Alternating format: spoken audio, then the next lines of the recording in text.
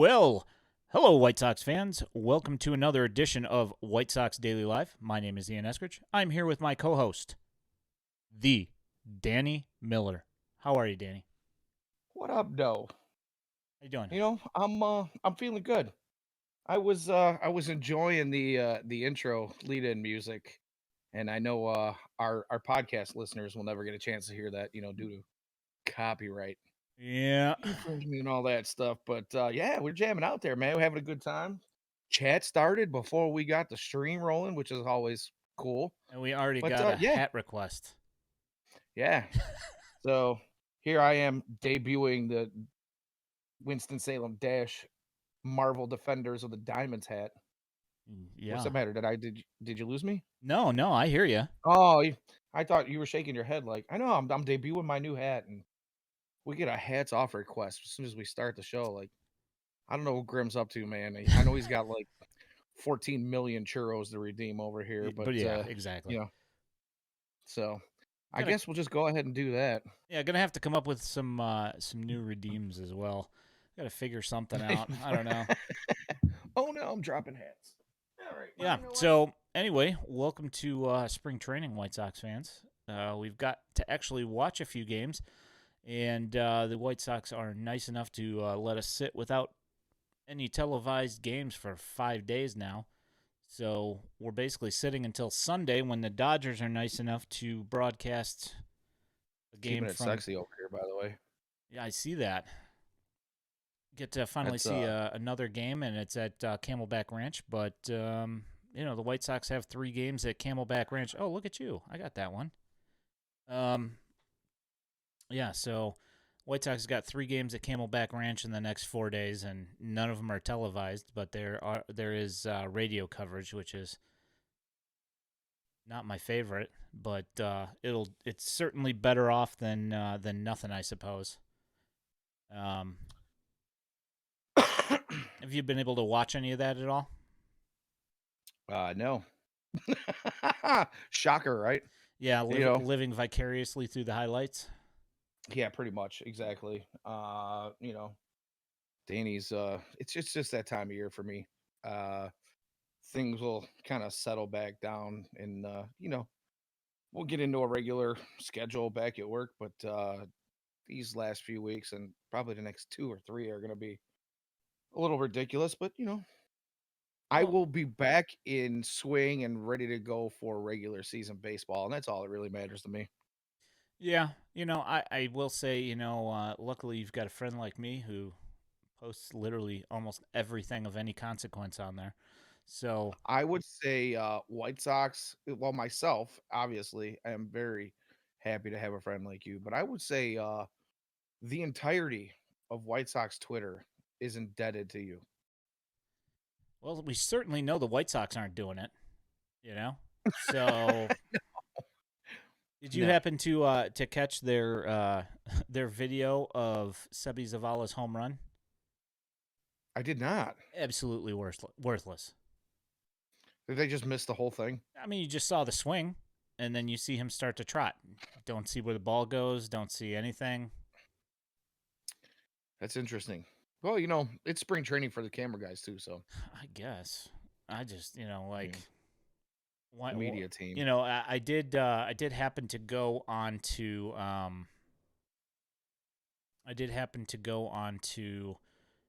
MLB.com, and I do actually have the actual video feed of the 2 things that happened today of consequence offensively. There was absolutely nothing shown whatsoever of any offense or defense. Um, you know, but I do have those. I'll go ahead and bring that up here in a second. Um, Fans don't watch the ball. is that so?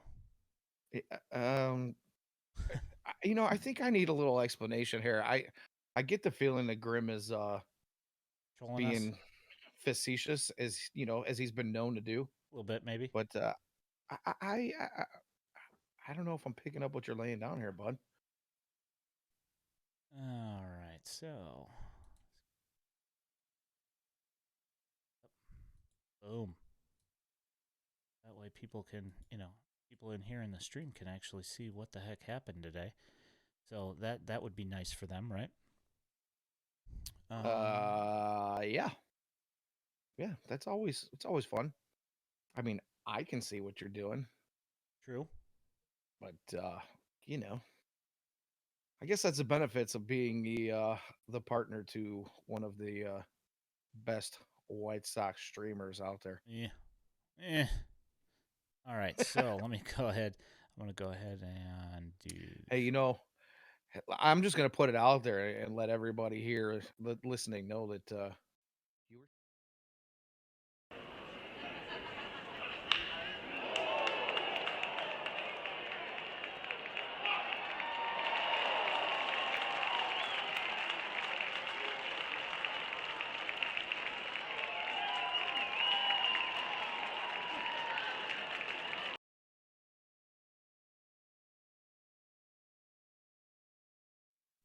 Yeah. So No. I understand that. It feels kind of weird, doesn't it?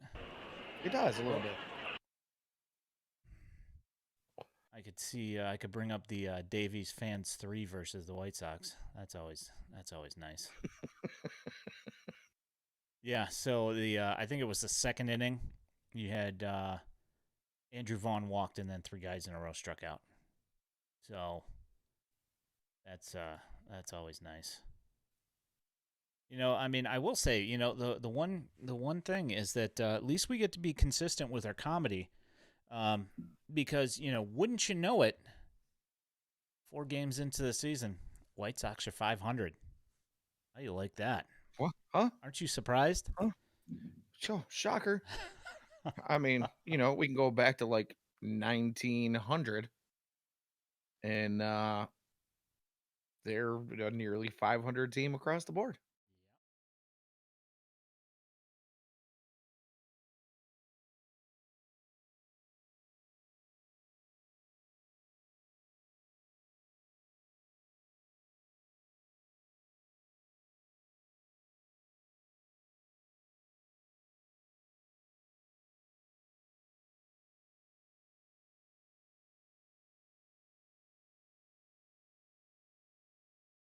His career is getting up there in years a little bit, but he's that guy that creates a spark. Not good clubhouse guy. Like to see him. Yeah, and with No, with he these makes the new club, with but these new rules, I mean, that guy is going to be out of control on the base paths if he gets put in. And yeah, it's gonna be a matter of opportunity for him, but he will probably take full advantage of every opportunity he gets. Grimtall says if the White Sox were a credit score, they'd be 500. That's rough. Yeah, I can't disagree with that. That's tough That's actually stuff kind right of there. funny. Duh. Yeah. So Oh, we've got 4 for 9 out of Oscar Colas so far on the spring, and there has been a couple of line drive singles, a couple of bounding ground balls. He beat out one to third base, and there's one that went up the middle that went off a fielder's glove at second base. They did actually make the comment on the broadcast that had this been last year, that would have been an out because of shift rules. So, Yasmani Grandal also has got himself a couple of singles, but they were pretty solid singles. So can't really. yeah, I don't know that either one of his hits would have been outs last season. I mean, one was hit pretty much right over the second baseman's head on a solid line drive. He's hitting the ball in the screws, but then again, he's been doing that for even injured last year. He was hitting the ball hard and hitting a lot of line drives. Sure, there were some soft grounders in there too, but what are you gonna do when you got a bad back, bad knees, you know, Hamstring. bad hammies, Yeah. bad, like Basically a bad but body. We'll just say that. His right. entire I mean, body's bad. he's been playing banged up for like a year and a half. Yeah. Uh Everybody and their brother seems to be talking about his workout program with the Blackhawks strength and conditioning team. this off season, and so far it sounds like everybody's on board with what he's got to say about that and what the Blackhawks have said about that and his work ethic and just the way his body feels. So if he can stay healthy, I think and again, here we are. It's the final year of a contract, and they say about guys in contract years. I think Yasmani's probably going to want to extend his career at least a couple of years here. So, we might get some good stuff out of him. Yeah, I was pretty convinced that he was going to be the beneficiary on the White Sox the most of this shift rule. Um, a lot of people, still complain. I posted a him tossing out a base runner yesterday, and he looks, he looks a lot quicker on his feet than he has for a really long time, actually. And Yeah, and that one you're talking about wasn't just a ball in the dirt. Like it kind of bounced out past the right-handed hitter's box, and he was able to get up, make his way over to the ball, grab the ball, plant and throw like a bullet, and it looked really smooth. yeah, the comment on the tweet, of course, is saying that I am ignoring the fact that he should have caught the ball in the first place.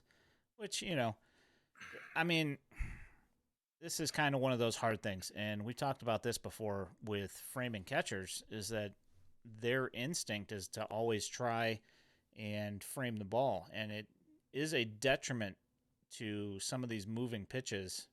Especially he's trying to catch it with his thumb down. That's what what everybody's taught to do, and tried to do it, and it was out too far, and it ended up coming off the heel of the glove and bouncing out. But he still manages to get out there, spin, and throw the guy out at second base. And to me, that suggests very good things.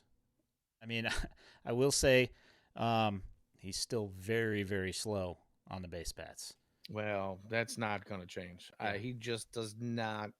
He's not equipped with the fast twitch muscles that most ball players are, I or think, I'd yeah. say at least, maybe not most, but most of our Yasmani Grandal.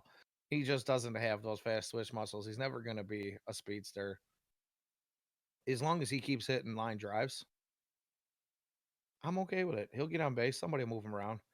If we only have one or two guys on this team that are station to station type guys, as opposed to the last few years where it seemed like everybody was a station to station hitter, Yeah. I think we'll be okay. Yeah. Positive thoughts.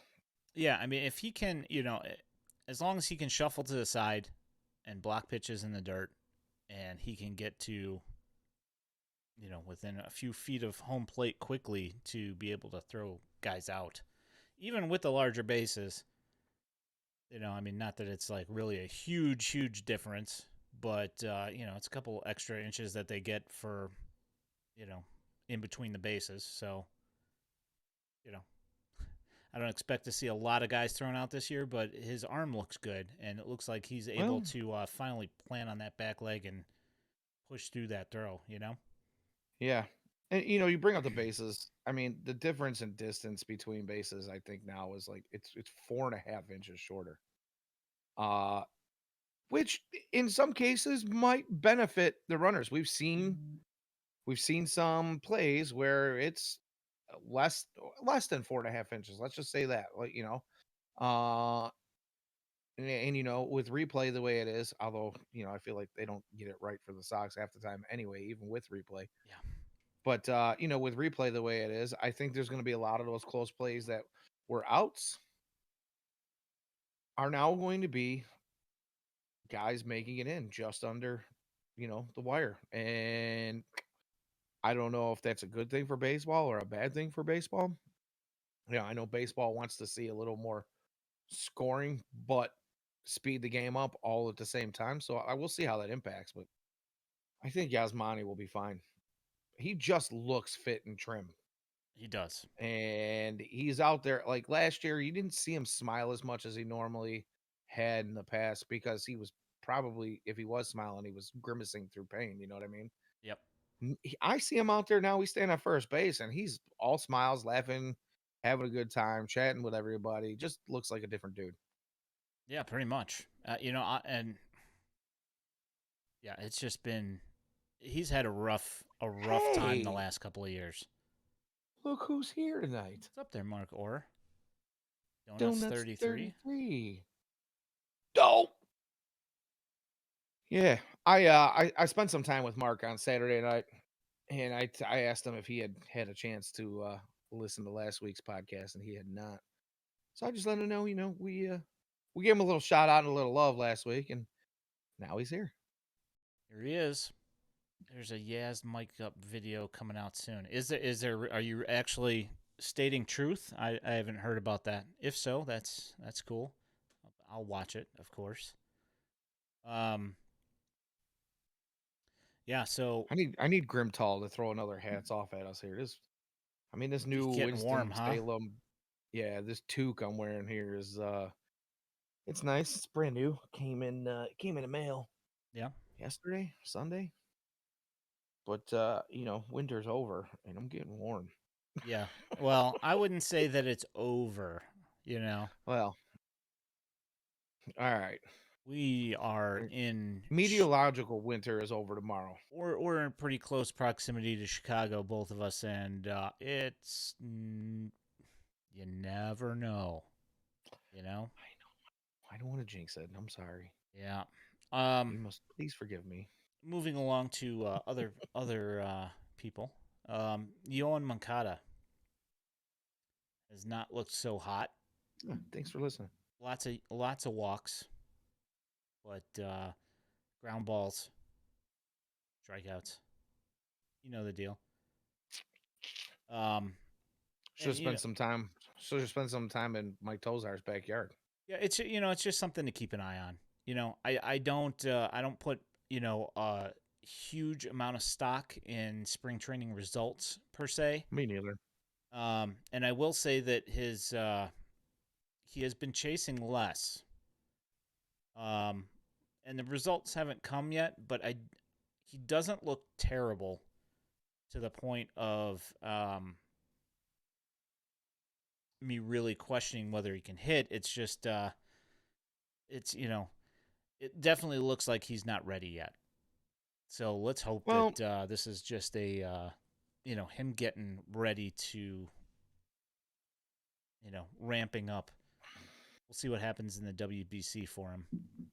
yeah. Well, I think a lot of this too is, as we've talked about quite a bit, there has been an organizational shift in plate approach under the new coaching staff. It's been talked about by Pedro Grafal. It's been talked about by, as far as Rick Hahn, who is not even a coach, but yes, he's the GM. He plays a big role in everything the Sox do. And, everybody's talking about, we know our approach has been bad. We know it's something we need to fix. I get the feeling that, that's kind of just what Yoan might be going through right now. Like you said, the fact that he's not chasing as much, that's huge because eventually he's going to see more better pitches because of that. And I think that will probably result in better at bats, better wood on the ball, and at least some improvement over what we've seen the last couple of seasons out of him. So fingers crossed. Anyway, I mean, if we don't get out of that, if we don't get that out of him, we could always take a little bit of a nudge back in defense and put Rake Berger out there because what is that guy doing, man? That guy's been his Wheaties. Yeah, well, I mean, the thing is that yes, he's hit 2 monstrous home runs, but he is still, I mean, not that it's bad, but he's 3 for 9. Right. So it's not like he's been hitting literally everything, but Well, wait a minute now. We're not putting a lot into spring training results, right? Isn't that what we just no, said? no, no. I'm just All right, all simply right. saying, but the power there, the power is certainly not lacking. That is for sure. I Just will checking. say I mean, He's been You at would have first called base me. twice now when they had the Oh, dropped pop-ups in the infield. It was Brian Ramos at third and him at first base. That is the common denominator of both of those awful plays. yeah. Um, I don't. Let's be honest. I don't know why they've got Jake taking reps at first base. Honestly, I mean, are they just trying to get his bat in the games to get his bat heated up for spring training? Because we have enough first baseman on this team. We don't need somebody learning another position. I feel like they're just taking away from Jake. I don't understand that at all. yeah, At no, all. me either. I'm kind of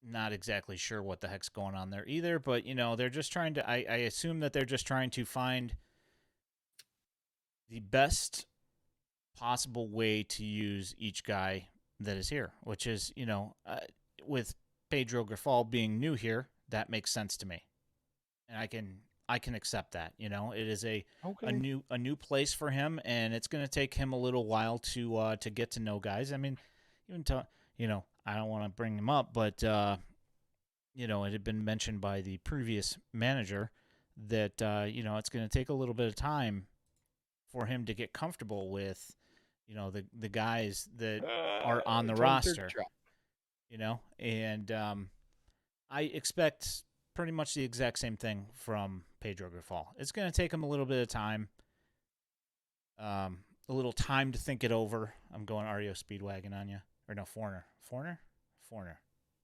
It's gonna Speedwagon. take a little Yeah, I time. can't remember who that is. It's one of those two bands. It's probably yeah. Anyway, Actually, I think I was doing. Was that like one of those '90s bands? oh yes, true. That was Tesla. Tesla Love song by love Tesla. song. Yeah. Yeah. Anyway. Yeah. I expect him to take a little bit of time to figure out exactly who on the team can do what, and figure Yeah, out but how he wants to use them. seeing Jake Berger at first base for me is like, and I feel like I use this movie as a reference a lot here the last, I don't know, 4, 6, 8 months. But Moneyball, that scene where Billy Bean and Ron Washington go and sit down with Scott Hatterberg in his home. You ever played first base? And No. you ever played It's first? No. easy. Oh, don't worry about it. We'll teach you. It's easy. Tell him, Wash. It's extremely difficult. It's extremely difficult. Grimtall says he feels like Berger will be traded in spring training for a reliever. That's possible. Um, but I will pose this question to you, Danny. Hmm. Do you want to see Jake Berger at second base? Well, I haven't seen enough of him at second base to really say that, but given his range hot corner, I would say no. I mean, we Yeah, all no. know. I mean, he's not really as bad defensively as a lot of people want to make him out to be. People make him sound like he is absolute trash. He's not. Is he awesome? No, by no means is he awesome either. But you're going to take a guy who has no range at third base and put him over at second base doesn't make any sense to me. No, especially with the shift rules. It pretty much And just hacks that right, off at the knees, right? right. And we saw him working on his footwork last year. And obviously he's probably, if they spent more time with him after that little video clip we saw, he probably got a little bit better. But I mean, let's be honest, that our first look was not it was not a great look. You didn't have to be a professional coach or scout to see that it's gonna take a little time. I mean, we might as well just stick on that theme, you know. Yeah. So Um, yeah. So Grimtall brings up that the Dodgers need a shortstop, and we were texting about it last night. I said, "Well, if we get a few months into this and nothing's changing, that's entirely a possibility. They have the farm system to be able to accommodate such a trade, but we'll see." yeah, I think it's all gonna. It really you hit the nail on the head. It's all dependent on whether or not uh whether or not they are in the right side of the win column at mid-season after the break. I mean, unless he's saying that he wants Jake Berger for shortstop on the Dodgers. Oof. Okay. Go for it. Oh yeah, just By made. all means. He's got his brains just oozing out of his ears right now after hearing that.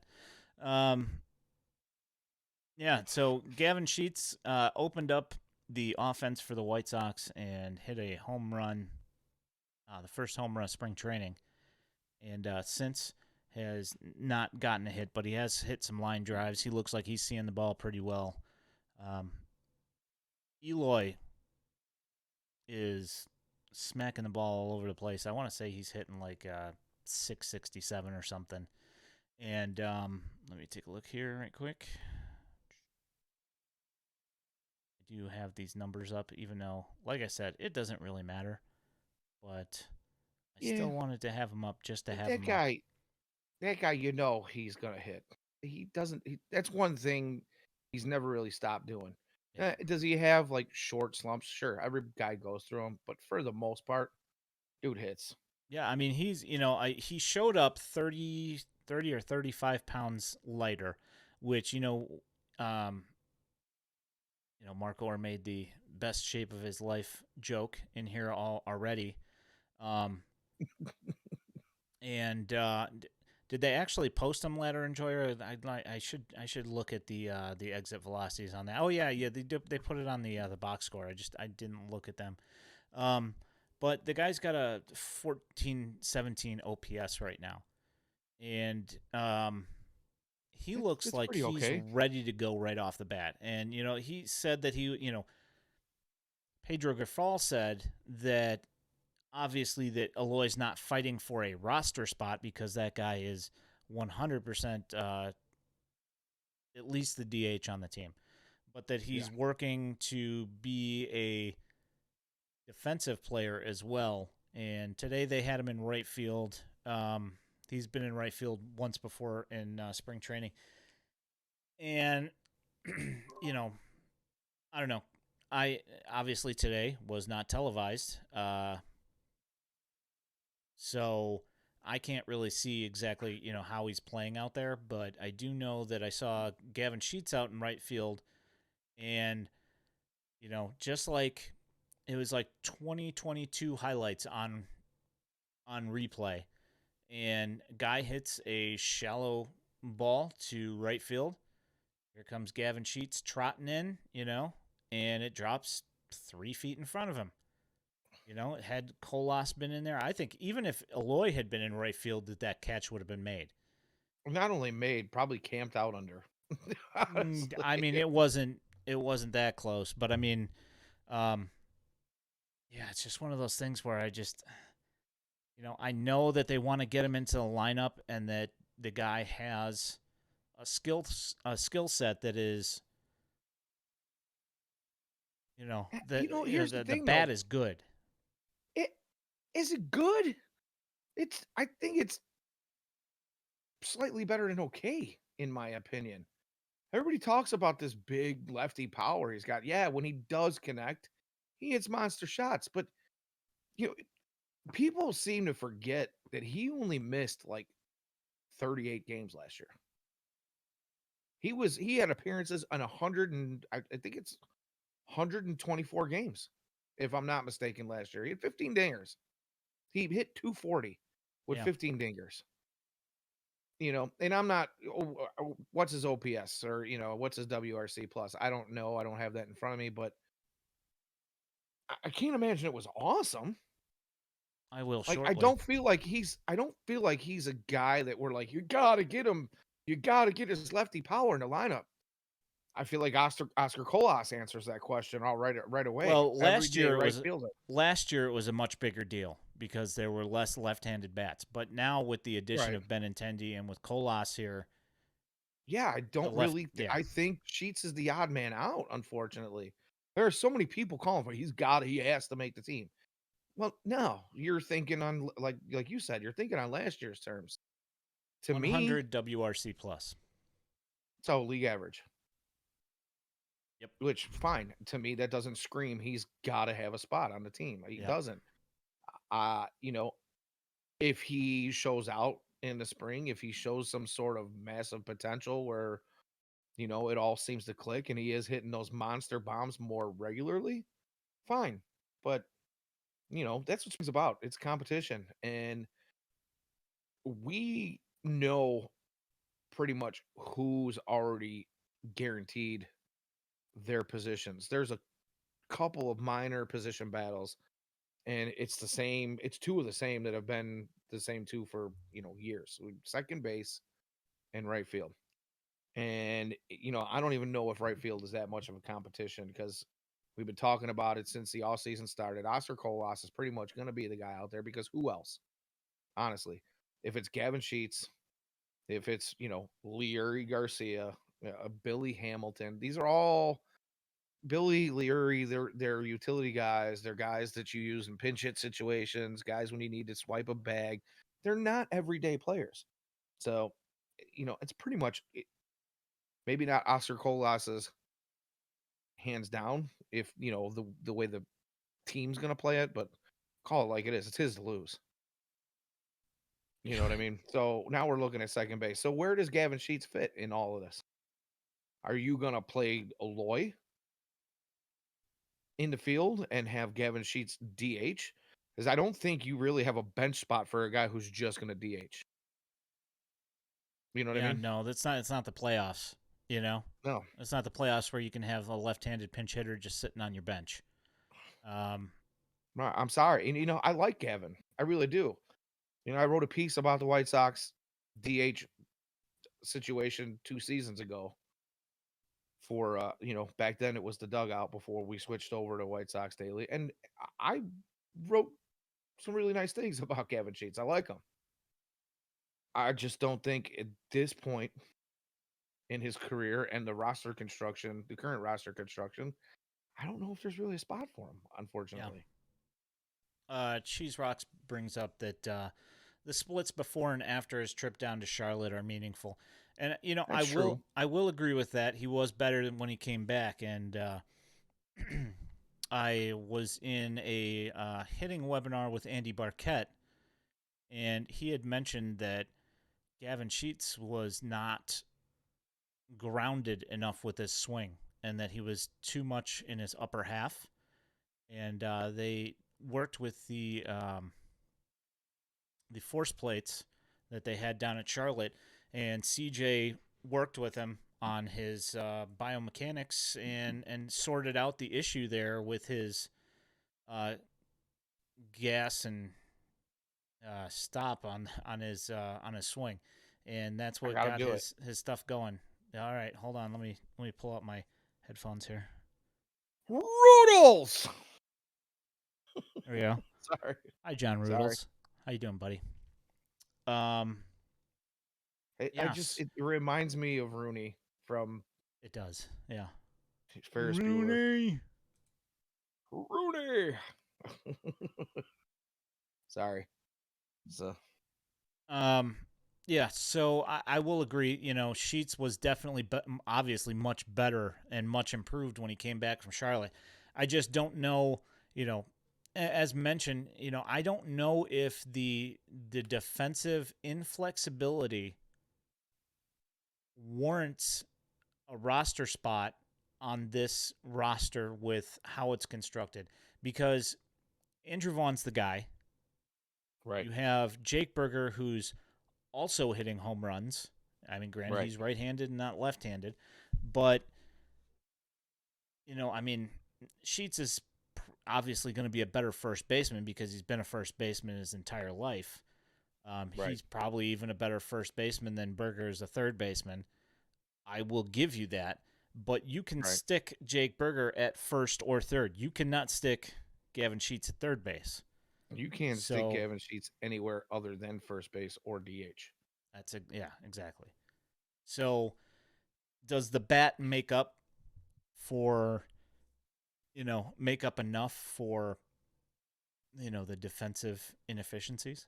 I Well, and that's the thing. How do you hold a roster spot on the 25, 26 man for a guy who plays one position and is only going to play that one position maybe once a week?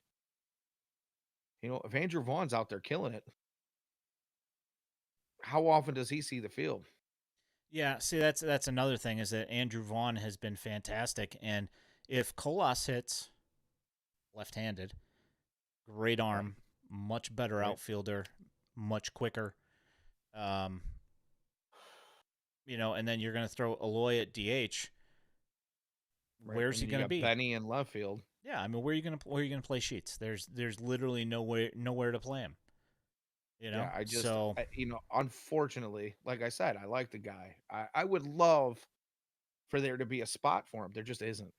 yeah, You're, I'm not, I don't love the guy so much that I'm going to make excuses to make a spot for him because, obviously now we're getting to that point in the contention window where guys are going to start dropping off. Their contracts are going to start falling off. And I don't see the White Sox resigning Yasmani Grandal. Tim Anderson's coming up next season. There's a handful of contracts that are going to start expiring here, and you're going to have to find ways to fill holes. And it's beyond obvious that they're not going to go out and spend. I mean, it's become painfully, brutally honest. If you didn't, not that kind of spending. right, if you didn't see it before, you have to see it now. You know, uh, so yeah, this is really. I almost feel like this is a do or die season for them to. I mean, I hate to say it, like I don't want to settle, but they have to at least make it beyond the first round of the playoffs, at the very least. Yeah, The no, absolute very least, in order to consider this season anything close to a success. yeah, and And I the know thing, that's a lot of pressure to put on Pedro Grafal in his first season as manager, but you've got the roster to do it. So healthy, that is. yeah. Well, I mean, I understand. I understand that it is a lot to ask for Pedro Grifol, but you know, he even said it. He's coming into a team where there is talent there. You know, so he knows the players have to do their jobs. I mean, that's basically how it what it boils down to is that they have to do their jobs, and if they don't do their jobs, this team's sunk. You know, Right, right. all these if Yohan Moncada doesn't hit, like what do? He's guaranteed money for the next couple of years. You know, so um, yeah, I don't know. It's just it's a tough thing, with their roster construction. There's not really a whole lot Yeah, that the you can thing do. about that though, and I made this comment on a Josh Nelson post yesterday, last night I think it was. Somebody said something about, oh well, Leary's going to make the team because they're paying him too much money not to. And now we're talking about, Yohan Moncada is got a spot because, they're paying him the next couple of seasons. And my thought on that is I feel like as Sox fans, this is where I feel like we've kind of been so much that it's almost brainwashing to believe that just because these guys got a little bit of money, they have to be on the team and they have to play. Because that sounds like Jerry speak to me. I don't. If there's a better option somewhere in the organization, damn the money, Well, I think you're going to see get the that with wins. Leuri, but who is costing you 5.5 million. I, however, do not see it happening with Yohan Yo, Moncada. right, right. I mean, because I get he's guaranteed this year and he's guaranteed 24.5 next year. I mean, right. they got a club option on him for 2025, which they wouldn't exercise if he's not worth it. But I mean, you're still stuck with him for another 2 years if he doesn't play well now. You got to finish out the rest of this year, then you got all of next year. So you got about $40 million being eat up by this guy if he's not playing. He's not going anywhere unless somebody else thinks that they can fix him or whatever. I mean, maybe the Tampa Bay Rays would take him if we eat all of his salary and then turn him into an A all-star. superstar. Yeah. Yeah. Well, again, though, it is early. We hope that his change in approach brings on better at bats and he sees better pitches, and maybe this whole conversation will be moot.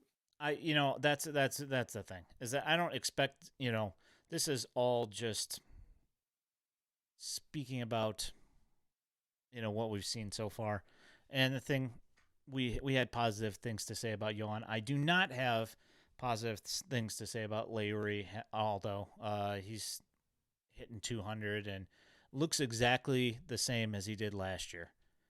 Popping up in the infield, ground outs, is not good. Yeah, I have nothing to add. Yeah, that's it. Sounds about right. Yeah, sounds exactly about right. Yeah. Come on, So, somebody hit me with a hats off. I'm getting hot over here. Yeah, um, otherwise I'm just gonna do it on my own. yeah, Grimtall asked about how Abreu's doing because he can't bring himself to watch the Astros. He's I'll hitting. just do He's 1 for 5 with a double. That's it. All right, there we go. We got our hat call. it. All right, there we go. Thanks, BRB. Grim. All right. Well, this is gonna be funny because Ian was just wearing a blue Cannonballers hat, a blue Ballers hat. See what I did there? Sorry. All right. Anyway, so I'm gonna go ahead and I'm gonna Oh, bust mine out backwards though. I'm swapping gonna it take out, what huh? Ian was just wearing and All right. Oh, shove that down your you throat. got the flex fit one though with the cannonballers on the back. So Yeah. here we go. Um, so Romy Gonzalez has been getting some run in left field, and made a really nice defensive play along the foul line. Um, and Dan Victor, our very own Dan Victor, happened to mention on Twitter that the thing that he remembered the most about Romy was that no matter what position he was put at, it looked like it was his natural position. And that's the thing. I responded saying, people have not appreciated him for his defense yet, but they will. Um,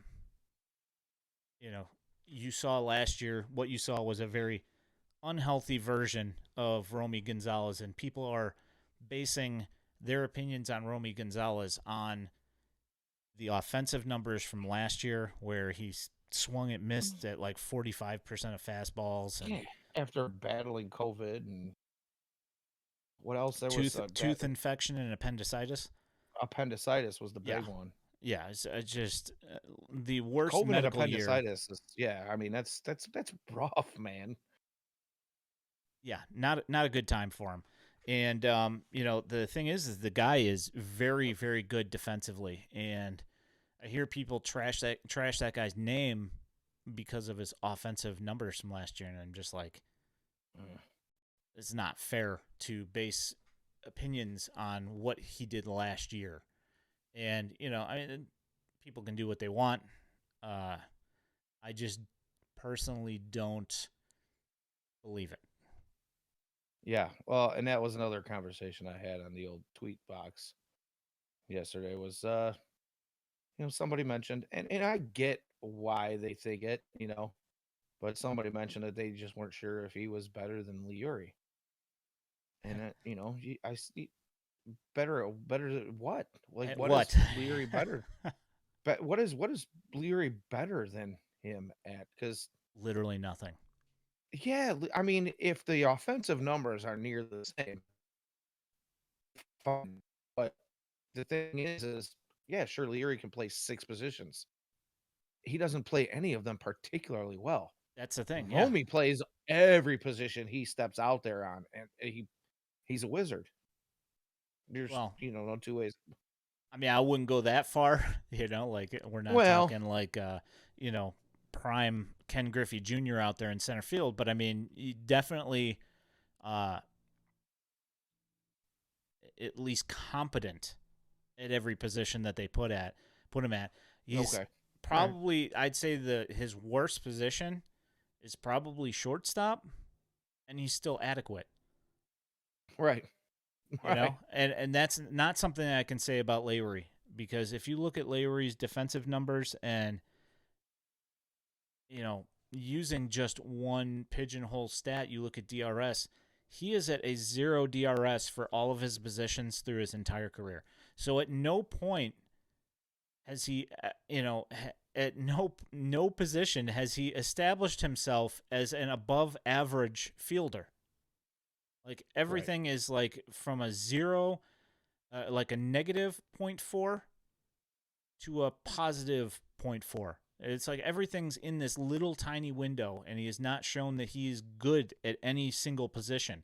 He doesn't have very much Right. power. I He's mean, a granted, detriment at quite a few of those 6 positions. He's yes, actually below agreed. average. Yeah, So, I mean, again, the way this team is currently constructed, I don't know that there's a spot for him, regardless of what he's made. And it's what he's over the next 2 years, he's averaging like 5.5 million. yeah, But whoopee, 5.5 million. I'm okay with that. Paying somebody that for AAA depth. yeah. I You know, don't. Yeah, that's the thing is that if you DFA him, I don't know as if anybody's going to bite on it. Like he's going to end up in Charlotte. Nobody's taking that contract, or That's my nobody's point. Five taking and a half million. that detriment to their ball Five and club. a half million dollars. Yeah.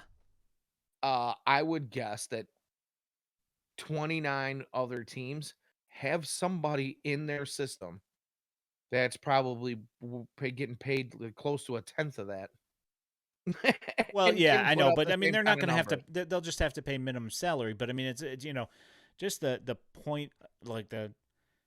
I'm still in disbelief that they gave that man 16 and a half Oh, million dollars for 3 years. But I don't want to well, get into this again. Uh, let me Grimtall just see the says Tony Dodgers Turkey will shot. take him, and he'll turn into an all-star. I would take that bet. I would absolutely take that bet Yeah, I would too. because His time is past him. His I best years are behind him. yeah, Hanser Alberto is better than Larry Garcia, and they let him go, and he's now on the White Sox, and he should beat out Larry Garcia for that same position that Absolutely. Romy's going to beat both of them out by. You Right. know, it just Right. doesn't make a whole lot of sense to me. Um, I uh, almost wouldn't mind seeing Leary make his way all the way down to Birmingham, because there's a couple of guys that need to be playing at AAA ahead of him. Sorry, not sorry. yeah, no, I mean Yeah. you don't want to put him in front of Yolbert Sanchez. You don't want to put him in front of Lenin Sosa. You need to have both of those guys playing, Right. and they're both better Sorry. than him defensively. So, Right. like, what? Like, why would you? Why would you even Preach. bother? It's yeah. I mean, it's just there's just no. I don't see how they justify keeping Larry Garcia on this roster. I don't. It would not make any sense unless, barring injury, of course, which always has to be mentioned. Um, given the last 2 seasons that of the White Sox health, but I don't see how you keep Larry Garcia over Jake Berger, Gavin Sheets, uh, uh, Romy Gonzalez, Hanser Alberto, Billy Lenny Hamilton. Like, Sosa, yeah, Billy like Hamilton. all of Like, these there's a guys. whole laundry list against the team before him. A whole What's up, Murray? How you laundry doing, list. buddy? Thanks for popping in. Murray. Yeah, so it just doesn't it doesn't make a whole lot of sense to me. I don't see how they could justify it. Um, Murray. Is that who I think it is? Murray? no, I don't know. I don't know if you. It's Mm, this is okay, never mind. my buddy Murray Fitzpatrick, Oh, never mind. extraordinary I bass thought it. player. I thought. Oh, that's right. We did have this conversation a few shows back, didn't we? Yeah, Sorry, my bad, Murray. My bad. I was thinking it was somebody under a fictitious a name. fictitious name. Yeah. No fictitious names. Um, so we did mention earlier the ugly Brian Ramos defensive plays on those 2 pop-ups. The first one probably should have had that one. The second one, Jake Berger ended up muffing that pop-up. Um, other than that, though, he's looked fairly decent at third base, and I mean, it doesn't look great with the stick, but I mean, you're also talking about a guy who had like maybe a hundred at bats at Double A last year, and he's holding his own, up in spring training, and he's started. It's not like he's only facing guys that are from Double A that are pitching for the other team. He's seeing major league talent, and he still looks halfway decent. Although I will say that in the game against the Angels, he had three swings in a row on the same pitch three times in a row and struck out on a check swing. But for the most part, he's looked like somebody that you can look at and project and say, "Hey, this guy's gonna be a decent hitter," and he's got a decent glove. Somebody that you could maybe project in like 2 years or something. That guy could be somebody that wins something out of spring training. I don't know. We'll see what happens with all that. Did see your buddy Zachy Flats out there as well. Yeah, Yeah, he's I gotten a did little bit of too. run. Yeah, he's gotten a little bit of run. Scored yeah, he scored a run. He walked. I think that was it. I think he just walked. But yeah, I will say, like one thing that's been nice is that not only have we seen some of the minor league guys, but we've seen them in starting roles a couple of times, which has been kind of odd. Like I wasn't expecting to see Brian Ramos out of the gate starting. That one kind of caught me off guard. Especially with him being so young. I was fairly surprised. Um, but I'm happy about it. It's nice to see him get some run up with the big boys, despite the fact that the one game they trotted out mostly minor league teams. So Yeah, and I saw that. It was less than desirable, but hey, quick question for you, and for the chat. Can you guys hear me okay? Because I'm noticing my video feed is a little oh yeah, yeah. uh So yeah, you were breaking up a little bit on your audio a little while ago, but now it's just your video has been breaking up a little bit. Everything else is good. yeah, check the old internet connection. And it And seems to just as you be mentioned, you start breaking up. fantastic. Yeah, I know it's back to normal. Um, so as far as the pitching goes, it's been it's early spring, and you don't really expect to see too much. You're not going to see any extended outings or whatever. Um, Mark says you never look better, so that's a positive feedback right there. Um, It's about what I expect from Mark. oh, If hats off. if your friends can't talk about you, Yeah, who they can, can't. right? Yeah, Off, exactly. head off. Yep, hats off. Be right back. All right, let's go with this guy.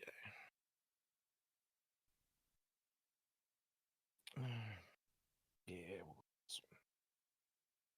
So I don't have the chat up right now. I'm sorry, guys. I've been looking into my internet and trying to figure out exactly what on earth is going on here, and unfortunately, to no avail. So, oh, Charlotte, K Town. Got me a little Canapolis Intimidators hat. Throw Oh, I'm was sorry, Canapolis. My yeah. bad. I don't know why I thought that was a nice hat. No, All no, right. yeah. Actually, Whoopsie. the Knights hat that I've been wearing to baseball practice with the boy, and that thing's probably got like all sorts of white artwork all over it from Oh, the man. sweat A stains. little So salty, is it? yeah, yeah, a little bit warm. Did you I've get been one of the new Carolina Blue? I got the new Knights Defenders of the Diamond hat. So I mean, it's got a little bit of that electric blue in it, but it's mostly black. Right on. But yeah, it's a nice hat. I like it. Grimtall says he got one of each. So there you go. We met up at the Winston Salem Dash game last year, and the blue one. It's blue with the black brim. That is a nice looking hat. That's I haven't gone out and grabbed any of those Knights hats yet. Other than the Defenders of the Diamond one. I gotta do that. Because keep on cycling through hats. So I gotta have enough hats to meet up with the demand. Right. I purchased some new ones just this past week myself. There you go. So we'll be cycling through those, and I've got more on the way. Ooh, nice. I'm looking forward to it. Um, Yeah, you and me both. yeah. So Lance Lynn, he looked okay. He didn't look. His first inning was a little bit rough. But after that, he sorted it out and everything was good. John Park, who pitched for the Knights last year, he pitched one inning, scoreless, not too bad. Had three strikeouts in an inning. So,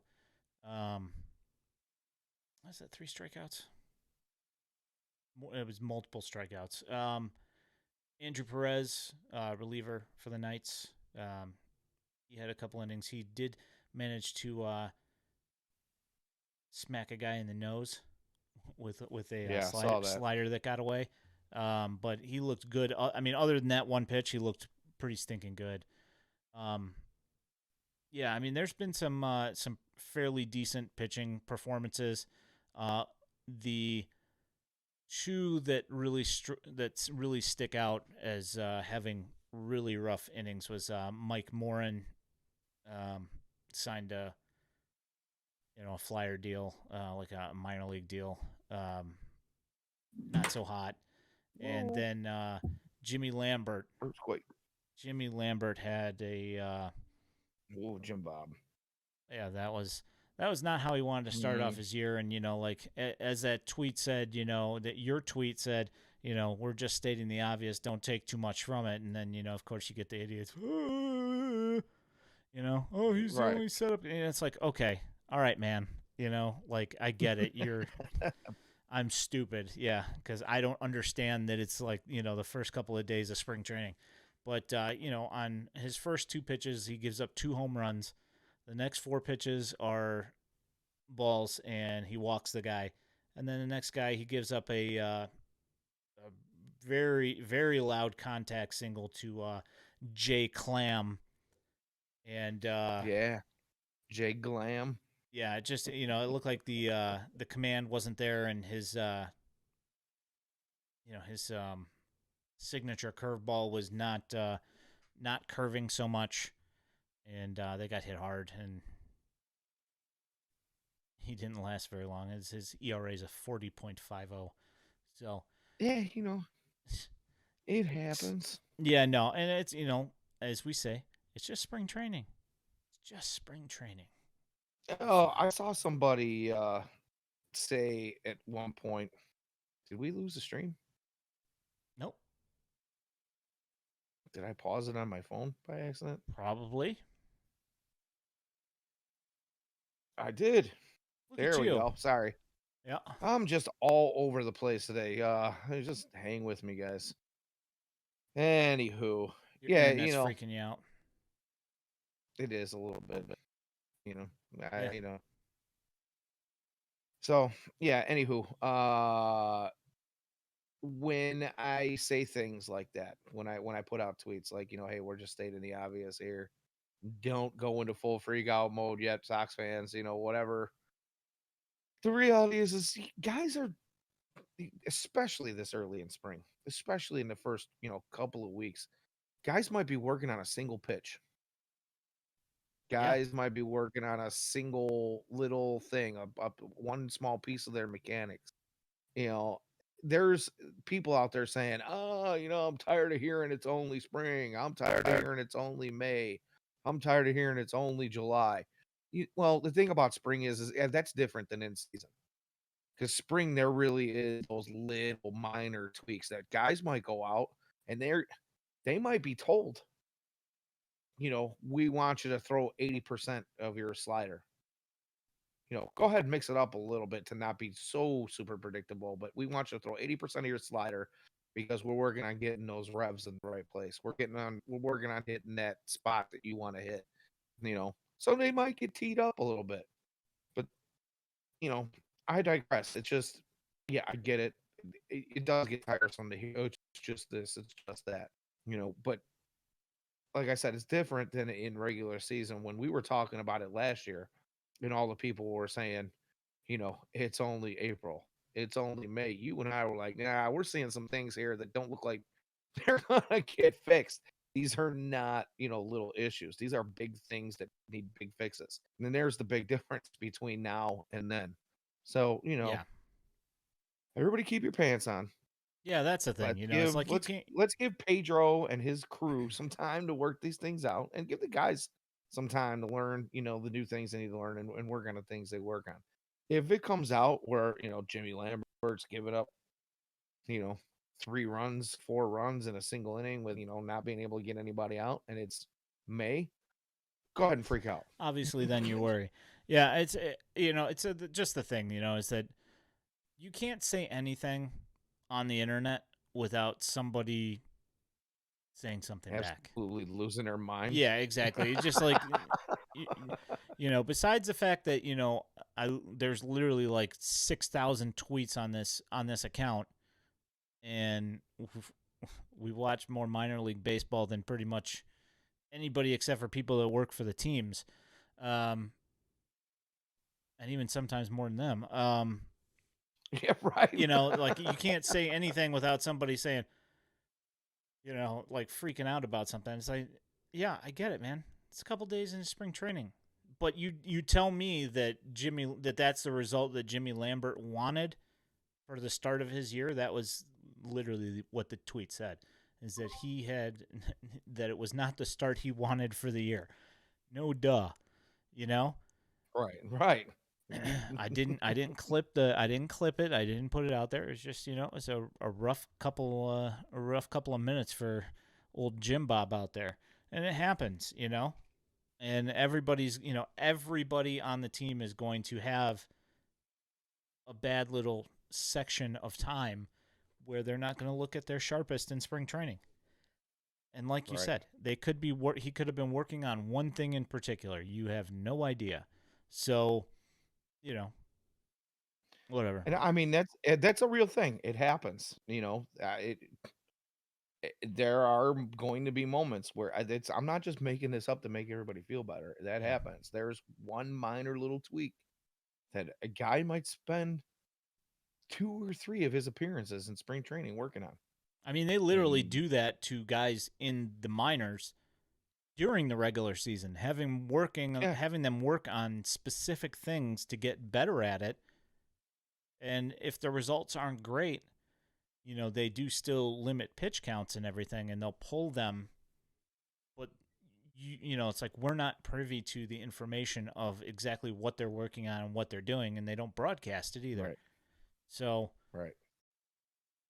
I guess bottom line is everybody stop getting so upset over little tweets that don't really mean a whole lot. I mean, I understand that, not wanting to hear it's only spring training, but the reality, this is the one time of year where you can say that and it actually holds some value. All right, what's Donut's got to say here? This is time to lock down mechanics. A lot harder to do once the season starts. That's basically exactly what we're talking about here. Guys need to lock these little things in, and you know what? Some of these tweaks, as small as they might be, could be the difference between a 1 ERA and a 4 ERA. And it's really what it comes down to. Yeah, I mean that's basically almost exactly what happened with Lucas Giolito last year, who we have not seen out yet. He threw some side sessions as well as what I really enjoy what Beefloaf came up with, calling him SP5. SP5 also threw a side session as well, and it was reported that they both threw well, so that's nice. But regarding Giolito's mechanics last year, is that when he started having all those problems mechanically, and he realized that there was clearly something not going right, and he was doing something incorrect that was causing him major command issues and velocity issues. At that point, you can only make minor tweaks. You start trying to rebuild your entire Like setup mechanics, your entire in delivery. Right. mid-season. Just there's no shot that that's going to work, Yeah, unless that does it's not like, bode well. yeah. I mean, it was like they did the same thing, like in the Cubs with Kimbrel a few years ago. When he was having all of his issues and he was just giving up all sorts of hits. And the thing was is that they figured out that there was just like one little tiny thing that he was doing that was throwing everything off for him, and then he started pitching a little bit better. Unfortunately for Giolito, that was not the case. It wasn't something little, and he went and he tore it all down, firmed up his body, lost a bunch of weight, and got more lean and rebuilt his entire motion. Now he's got arm swing as opposed to before where he just had like it was more or less just scap load into his pitch. Yeah, it was all low. Completely changed. So, you Yeah, know, it's probably going to look a lot closer to the Giolito from 3 years ago than it is the last two seasons. it's not even 3 years Uh, at this point. It's what? It's is 2000. Is it 2017? It was a is it long that time long? ago. Well, yeah, Is it because that long? When he shortened in his in 18, yeah, in 18 is when he changed it, 18? because he changed his whole motion in Okay. 18 because it was 18, 19, and 20. Uh, yeah, 20 and 21, he was all with that short arm motion. And last year, obviously, with the same short arm motion as well, but the results were pretty bad. But yeah, no, it's been like 5 years at this point since he's had that God, why the it long does arm not swing. seem like that. It Doesn't though, doesn't does it? seem that long to Yeah, me. No, it seems like it just happened. yeah. That's the But thing is yeah, now because that I think now, about it, you're right. yeah, And I and remember because I remember watching him give Dylan C some tutelage probably during the 2020 season, which was already 3 years ago, yeah, about staying on top of his pitches. I remember, they were doing those cut shots of Lucas in the dugout with Dylan Cease. What's that? Am I cutting out again? no, no, that was I'm just adjusting my Oh, microphone. gotcha. Yeah, no, I mean, it's just these last couple of years are really flying by, aren't they? Yep, Can't yeah, believe it's been that long. it's his contract year. 2019, take four. Yep, yeah, it's like all the young kids that we traded for, in the rebuild years. They're all coming up to their to their time where their contracts are starting to come up, and they're getting all through their arbitration years and still No waiting. kidding. It's hard to So, think back that this whole rebuild started basically 7 years ago. yeah, I mean, ish, six, Ish. I six, mean, 6 years ago. Yeah, because it was the beginning of 6.5. 2017. So, I mean, we saw the beginnings of it I guess, yeah, if you want to in say it, 16. mid 2016 when they sold off, was that Robertson and no, it wasn't Yeah, Robertson. Who was it? Was it Robertson? Yeah, it was Robertson and David Frazier Robertson, and or yeah, that's 16, right? yeah, it was 16. Yeah, Todd Yikes. Frazier, because Todd Frazier signed in 15, right? Kept him for a full season, then only another half a season. Yeah, I think so, something like that. That was the Zach Duke trade or whatever. Yeah, all sorts of. Yeah, I'm not saying there wasn't anything blockbuster that Yeah, happened in 16. But I think it kind of the things that we did see signaled the fire sale to be coming in the off season. yeah, it was. Yeah, Zach Duke for Charlie Tilson, I think, was like the first, Oh, first, uh, first one to fall there. God, what a bummer that one turned out to be too, man. A lot of people had high hopes for old Chuck. Yeah, he's a Chicago dog, I think, still. So whatever, he's playing baseball still. He made some. But no, I mean, good for him. I liked him. I liked his potential. It just these things happen. Sometimes it just can't put it all together. It doesn't work out. Yeah, that and in true White Sox fashion, the health bug Injuries. bought him as well, bit him as well. So, Yeah. yeah. So by the next time we stream next Tuesday, I think let's see, we've got Sunday. Um, maybe there's like I think there's like 2 games televised before the last time, or before the next time that we stream. Yeah, I think Thursday and Sunday. No, I think you're Sunday. right. Sunday. It's Thursday's radio, I think. Oh, that's what it is. Yeah. That's what I was looking Yeah, at. there's a You're right. couple of I think tomorrow's on the radio and I think Thursday's on the radio and then or something like that. Yeah, but we don't get a televised game until Sunday. And then I I think don't understand that part either. When your owner has a stake in the media company that broadcasts your team's games, and your whole sales pitch. In years past, we've gotten good guys wear black, and we've gotten the grinder rules. All these clever sales pitches to roll into the new season. And this year we're going to earn your trust back. But we don't watch it. We don't want you to watch any baseball in the preseason. yeah, not Yeah, exactly tell the guys, my favorite 5 games, setup this year, but I mean, hey, we 5 games. got Hey, if you want to watch the WBC a little bit, you can do that too. But 5 actual Sox. yeah, and the White Sox are playing Colombia from the WBC, and that's not televised or on the radio. So why not? What are you guys doing? What are you hiding? Um, but There's really anyway, not much of an ambassadorship for baseball right now.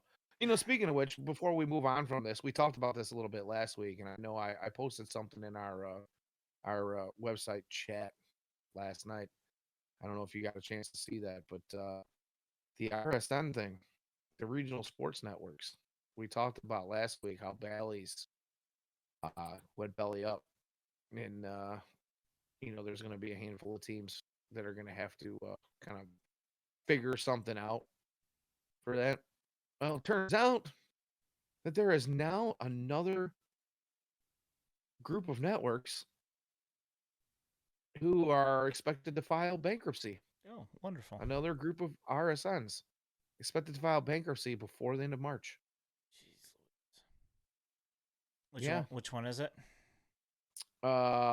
It's all part of the AT&T group, but they are signed under one of the big ones. Now I got to go back and look at it. We're on a blank, of course. I just brought this up, and uh Sinclair. Wow. Sinclair is expected to file bankruptcy, and Sinclair was big Yeah, well, they had a hand. I could have swore that they had a hand in the Bally, in the Bally's thing. and also with the them being an issue for the Cubs as well with Marquee. Yeah, wow. It's just the whole thing's a whole I just saw giant something train about it wreck. yesterday. Oh Let me well. see if I can. Yeah, no. So that's I don't know. I don't want to get too deep into it. We talked about it last week and the implications. Obviously, TV deals that are left to be paid out to these teams, and now when these regional sports networks are filing for bankruptcy, that kind of leaves those unpaid monies in limbo.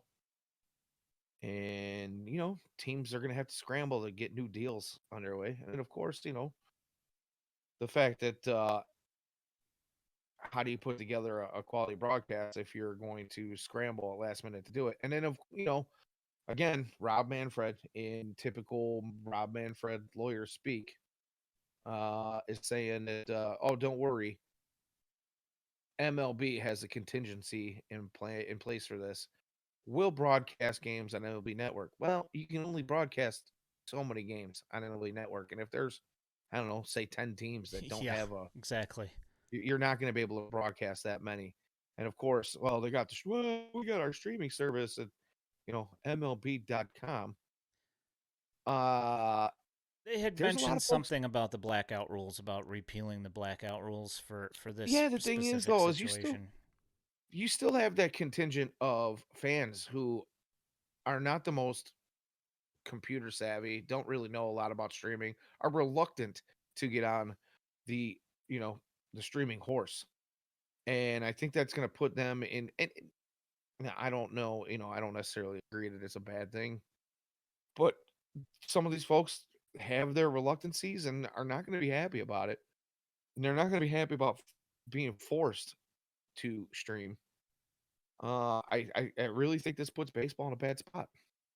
Yeah. Again, the ambassadorship of the game, the unwillingness and unwavering uh mindset to just keep the game out of sight from fans is baffling.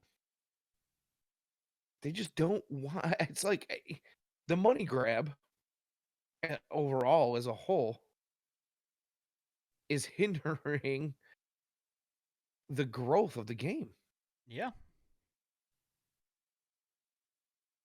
But Yeah, anyways, I digress. yeah, I mean, there's nothing to say about it. They shoot themselves in the foot constantly. Um, Over again. It's mind blowing. yep, all over money, and which I know that's like we've mentioned, it is a business, so I understand them wanting to make money, but there's a certain